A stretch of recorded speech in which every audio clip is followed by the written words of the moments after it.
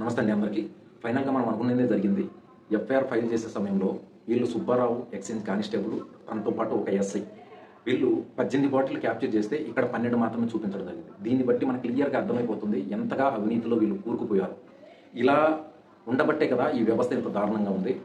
ఈ రోజున చూడండి, వాళ్ళకి ఏదో పెద్ద పనిష్మెంట్ ఇచ్చామన్నట్టు మేము మాచర్ల ట్రాన్స్ఫర్ చేశాము, మేము పనిష్మెంట్ ఇచ్చామని చాలా గొప్పగా చెప్పుకుంటున్నాం. మరి ఇండియన్ ఆర్మీకి ఇంత పెద్ద అవమానం జరిగింది, దానికి ఎవరు సంజాయిషి ఇస్తారు?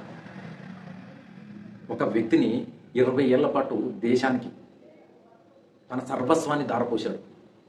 ఎండ వాన చలి మంచనక తన భార్య పిల్లల్ని, ఊరిని, తల్లిదండ్రుల్ని వదిలి దేశ సరిహద్దుల్లో దేశం కోసం అంత కష్టపడి వచ్చిన ఆ వ్యక్తికి మనం ఇచ్చే ఇదే నా గౌరవం, మనం ఇచ్చే గౌరవం? ఒక్కసారి ఆలోచించండి.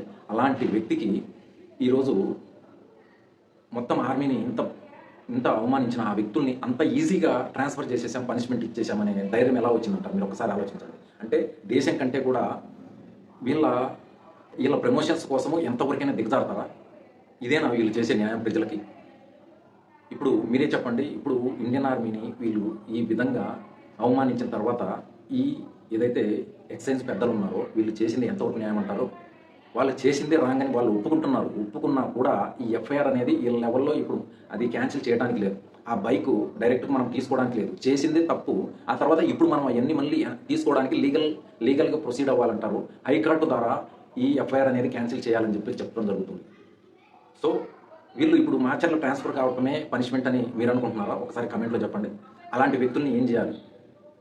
అక్కడ అవినీతి ఇదే విధంగా కంటిన్యూ కాదని గ్యారెంటీ ఉంది. 18 బాటిల్లు క్యాప్చర్ చేసి ఎఫ్ఐఆర్లో 12 బాటిల్ మాత్రమే మెన్షన్ చేశారంటే దీని అర్థం ఏంటి? ఒక్కసారి అందరూ ఆలోచించండి. ఇదంతా చూసిన తర్వాత, అర్థం చేసుకున్న తర్వాత ఫైనల్గా మన తాండ్ర సాంబశివరావు గారు, రాష్ట్ర అసోసియేషన్ పెద్దలు ఒక డిసిజన్కి వచ్చి ఈ స్టేట్మెంట్ అనేది ఇవ్వడం జరిగింది. నెక్స్ట్ 2-3 డేస్లో కృపారావు గారికి న్యాయం దక్కనట్లయితే రాష్ట్రంలో ఉన్న అందరూ ఎక్స్ సర్వీస్మెన్స్, సోల్జర్స్ అందరూ కూడా కదలాలి, మన ఆర్మీకి న్యాయం జరిగేంత వరకు మనం పోరాడాలి అనేసి పిలుపునివ్వటం జరిగిందండి. సో ఈ వీడియో ప్రతి ఒక్కరికి కూడా షేర్ చేయండి. 1-2 రోజులు మన పనులు పక్కన పెట్టి ఫ్యూచర్లో రాబోయే ఇది పెద్ద ప్రాబ్లంగా ఆలోచించి మరీ మనం ముందుకు కదలాలి. రాష్ట్ర పెద్దల వరకు వెళ్ళి మన సమస్యను మనం చెప్పుకోవాలి. రాష్ట్ర పెద్దల నుండి ఇప్పటివరకు ఎటువంటి స్టేట్మెంట్ అనేది రాకపోవటం ఇక్కడ గమనార్హం.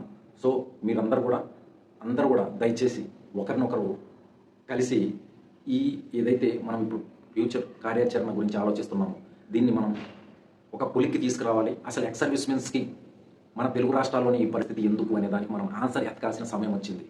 చుట్టుపక్కల మహారాష్ట్ర, కర్ణాటక, తమిళనాడు ఈ ప్రాంతాలను మీరు ఒక్కసారి గమనించినట్లయితే అక్కడ స్టేట్ వెల్ఫేర్ స్కీమ్స్ కానీ, రిజర్వేషన్ కానీ, వీటి విషయాల్లో మీరు ఒక్కసారి గమనించారంటే మనకి వాళ్ళకి భూమికి ఆకాశానికి ఉన్నంత తేడా అనేది ఖచ్చితంగా కనపడుతుంది. వాళ్ళు కూడా భారత్నే కదా రక్షిస్తున్నారు, మనం కూడా భారత్నే కదా రక్షిస్తున్నాం. మరి మన పరిస్థితి ఈరోజు ఎందుకుంది?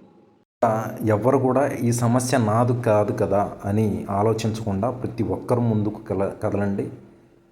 ఈ కార్యక్రమాన్ని విజయవంతం చేసి మన నెక్స్ట్ జనరేషన్ అలాగే మన జీవితాలకు సెక్యూరిటీ దొరికేలా మనం ప్రయత్నిద్దాం. ఇదండి వీడియో. మరో వీడియోలో మళ్ళీ కలుద్దాం. జై హింద్.